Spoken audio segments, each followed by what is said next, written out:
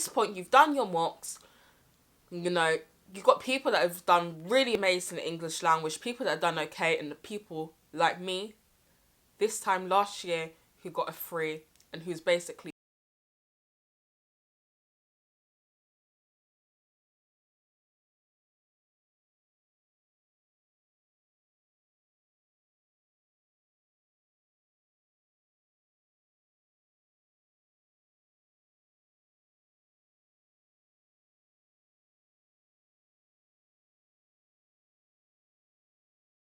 any resources that you need. Check out this video. Basically, I did a video which actually got quite a lot of views and did really well, of basically, it was basically about good revision resources, websites, textbooks, all of those things that you need. So I suggest you watch that video, and I've got things. Hi guys, welcome back to my channel. So today I'm trying something a bit different. A little mukbang or whatever. I ordered food from Pepper John, so I'm just going to eat a bit whilst I talk.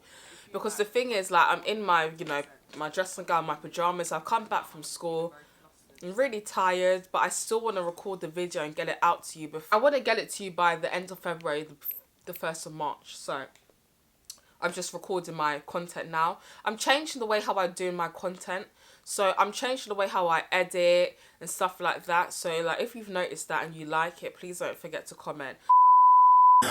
Look how much talk to you. You finna talk back. You got it good. I'm finna spot that. She got some bad friends. She need to holler at me. I put them all down. I throw a ball at Anyway, let's get into it.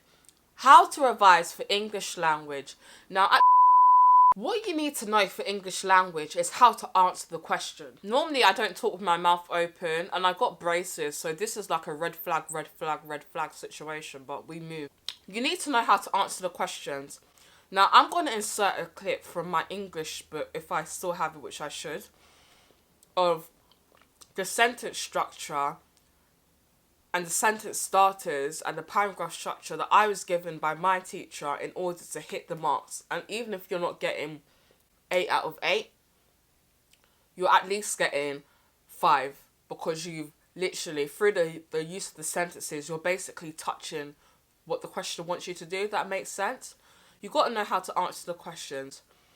For your paper 1 and your paper 2 question 5, I highly suggest that you have already, I think for paper 1 this is applicable. You should have already made a story. You should have already done a creative writing piece. You should have got it checked and read through by your teacher. You should get advice on it, how to improve it, advice on it, improve it again, and that's your final draft of creative writing.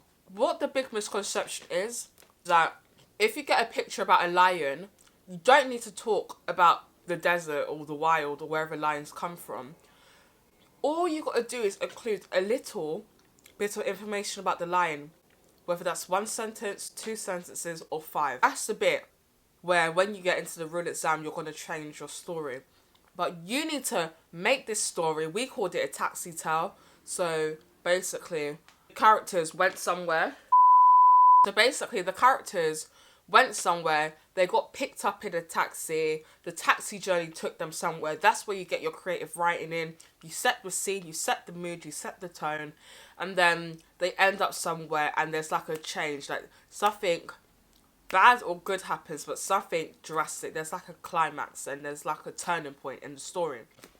It should only be a page and a half maximum. You should learn it off by heart. And hopefully by the teacher reading it, they would really assist you on how to get roughly at least 30 out of 40, 25 out of 40 on the question. And then what I did is I went away with that story that I have redrafted 3 times and got approval, and I got the teacher to read it 3 times. I bullet pointed it into just little bits with like little bits of like little bits of creative writing. For example, red blood and the clear blue crystal sky submerged like watercolors, whatever. And I would like put like little details, little sentences where I'm being really creative and my sentences are really like high level.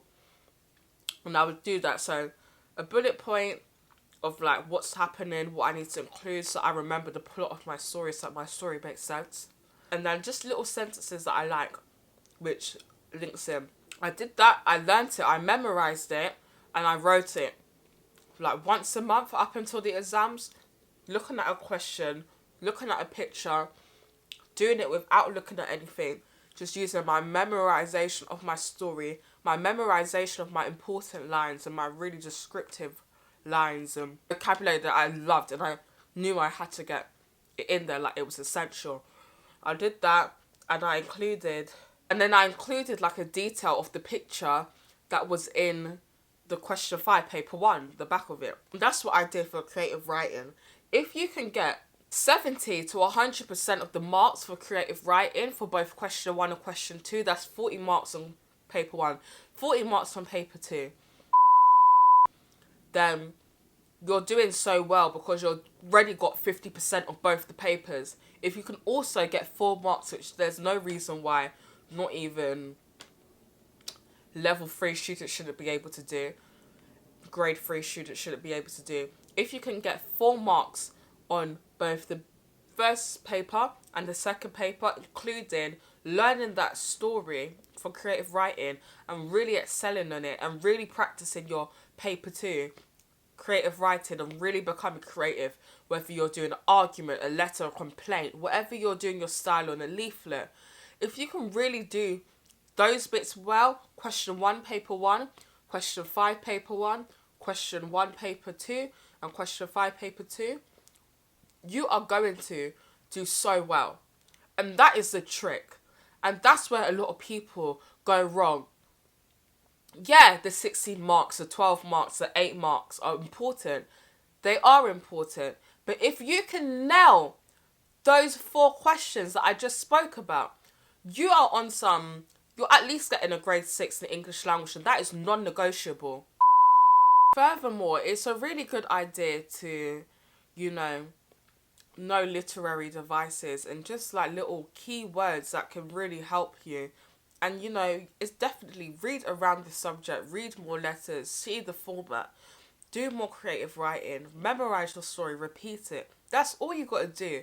English language seems so daunting until you make it simplistic. Don't overlook it. Just know your paper 1, question 1, your paper 2, question